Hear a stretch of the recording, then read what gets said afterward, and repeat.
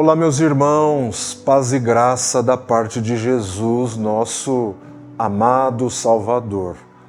Hoje eu gostaria de falar com vocês e fazermos a nossa meditação sobre o drama de uma alma dividida. Para tanto, eu te convido para ler comigo Epístola aos Romanos, capítulo 7. Vamos ler 2 versículos, 24 e 25. Diz o texto: Miserável homem que eu sou, quem me livrará do corpo desta morte? Dou graças a Deus por Jesus Cristo nosso Senhor, assim que eu mesmo, com o entendimento, sirvo a lei de Deus, mas com a carne, a lei do pecado. Queridos, hoje nós vamos fazer uma meditação sobre a anatomia da alma humana, seguindo na mesma toada, na mesma direção. O poeta Olavo Bilac escreveu isso muito bem. E hoje eu gostaria de falar com vocês sobre uma outra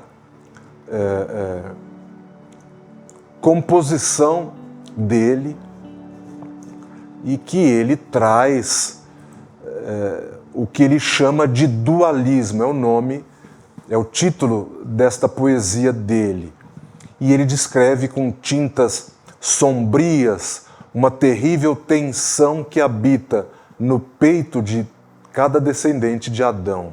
Então ele falava de um ser que não era plenamente bom, nem plenamente mal nesta poesia, mas era triste e humano, ou seja, alguém que oscila entre a prece e o vazio da maldição, entre o ideal e o crime.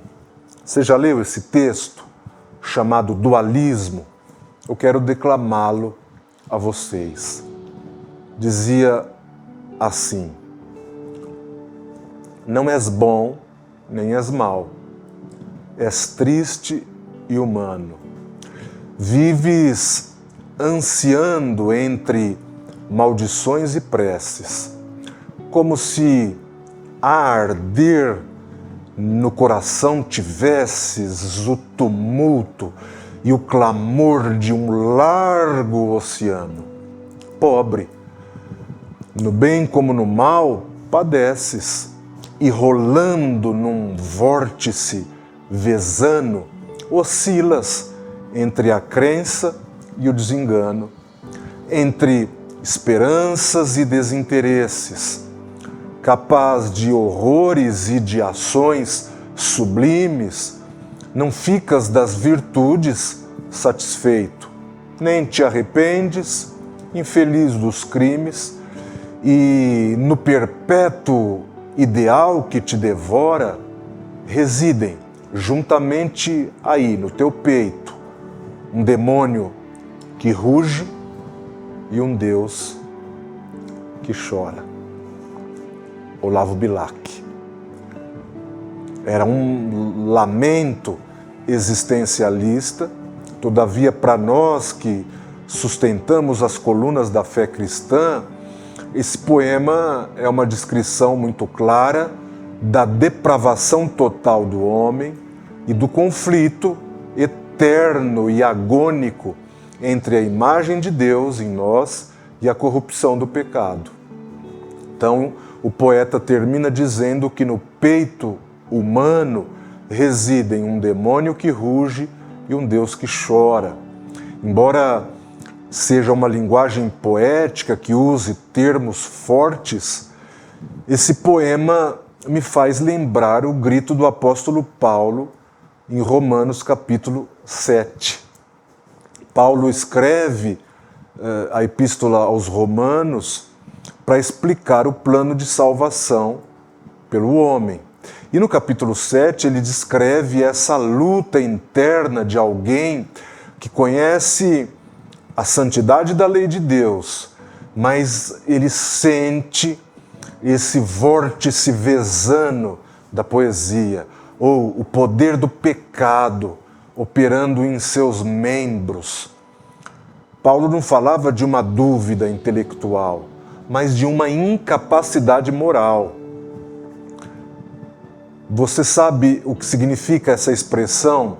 Vórtice.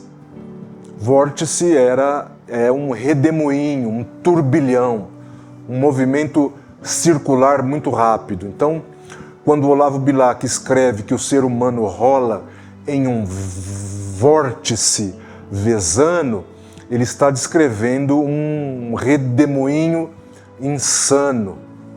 Então, o poeta ou o poema nos faz lembrar da doutrina da depravação total do homem. Isso não significa que eu ou o homem seja tão mal quanto ele poderia ser nas suas ações, nas suas faculdades, no seu intelecto, nas suas vontades, nas suas emoções, ou seja, ele poderia ainda ser pior, mas todas estas áreas foram afetadas pela queda. Então, o Deus que chora na poesia é um vestígio do que a teologia chama de imago Dei, ou a imagem de Deus em nós, que, embora desfigurada, ainda clama por salvação. O demônio que ruge é a natureza caída, é o velho homem que quer resistir à vontade do Criador. Então, quando a gente analisa o texto bíblico em diálogo com as percepções deste poeta, nós vamos encontrar algumas lições profundas para nós. Primeira, a inconstância da vontade humana. O poeta dizia que o homem oscilava entre a crença e o vazio, entre a crença e o desengano. Paulo, em Romanos 7,19, dizia: porque eu não faço o bem que quero, mas o mal que não quero, esse faço. Ou seja, o ser humano, sem a graça regeneradora, é um mar revolto. Ele deseja a salvação, ele deseja o sublime, mas ele é atraído pelo abismo. Essa inconstância não é apenas fraqueza de caráter, é uma escravidão espiritual. Então, a tragédia humana é querer ser livre, mas sendo escravo de si mesmo e do pecado. Segunda aplicação, a insuficiência da virtude própria. O poeta fala que o homem não fica nem satisfeito das virtudes que tem. E isso ocorre porque a nossa consciência, quando iluminada pela lei moral, nos diz, como Isaías, o profeta, dizia, que até as nossas melhores obras, ou as nossas obras de justiça, são diante de Deus como trapos de imundícia. Então nós podemos sim realizar ações sublimes aos olhos dos homens, mas se o motivo não for a glória de Deus, essas virtudes não trazem paz ao coração. O perpétuo ideal que devora o homem é a sede de uma perfeição que ele nunca vai alcançar por esforço próprio.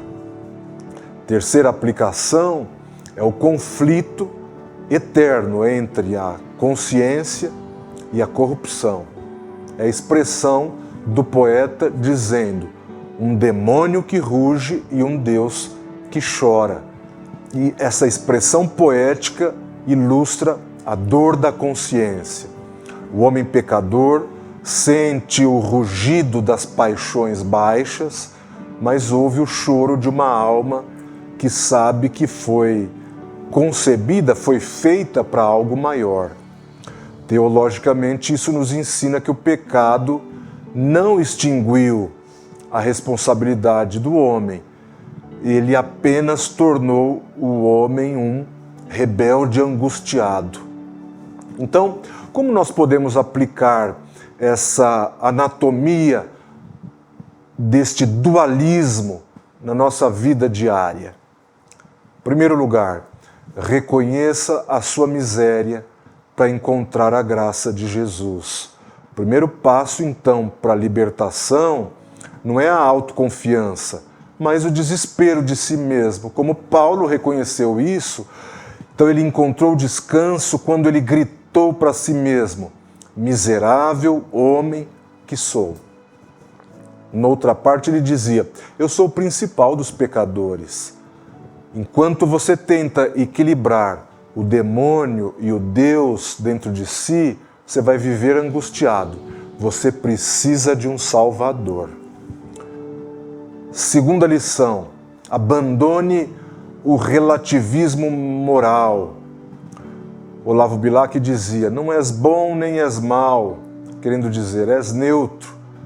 Mas a Bíblia nos diz que diante de um Deus santo, todos somos pecadores, carentes de perdão.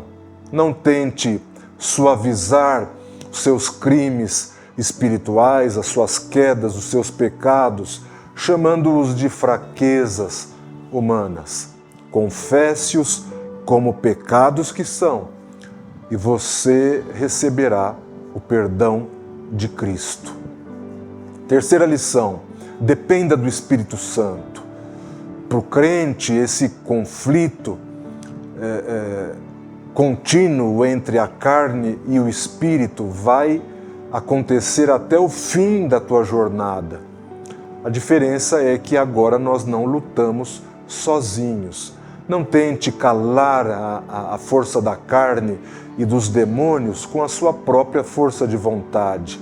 Alimente o seu espírito através da palavra e da oração. Quarta lição: cuidado com o materialismo. O materialismo tenta convencer que você é um tumulto interno e que isso pode ser resolvido com consumo, com prazer desta vida. Mas o seu peito é um largo oceano, como disse a poesia, que só pode ser acalmado por aquele que andou sobre as águas. Nada deste mundo vai preencher o vazio que está dentro do teu coração e que tem fome de Deus. Quinta lição: descanse na justiça imputada por Jesus.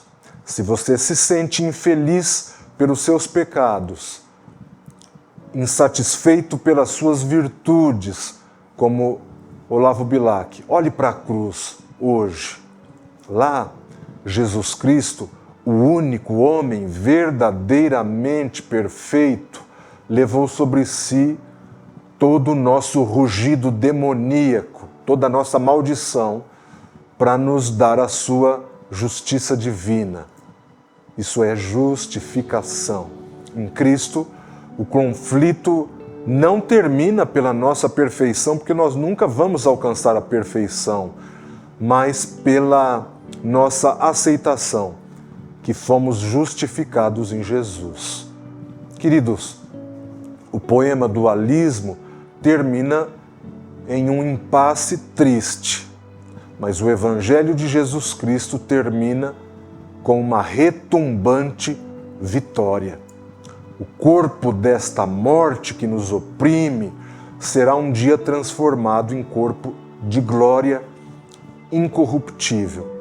Enquanto esse dia não chega, não se deixe devorar pelo perpétuo ideal da autossuficiência. Seja dependente da graça salvadora de Cristo. Se o seu coração é hoje um campo de batalha, entregue o comando desta batalha ao general da tua salvação.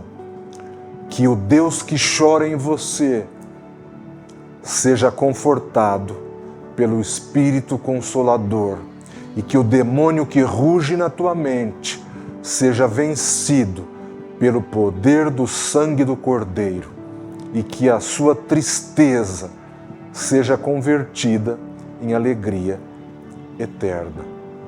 Ore comigo. Senhor, nós queremos confessar os nossos pecados e confessamos que somos dependentes de Ti. sentimos em nós a força do pecado que luta contra o nosso desejo de santificação. Perdoa-nos, portanto, por tentarmos resolver os nossos conflitos sem Ti, sem a Tua graça, mas que a Tua palavra seja a âncora da nossa alma e que em Cristo encontremos a unidade e a paz que o mundo não pode nos dar. No doce nome de Jesus. Amém. Deus te abençoe.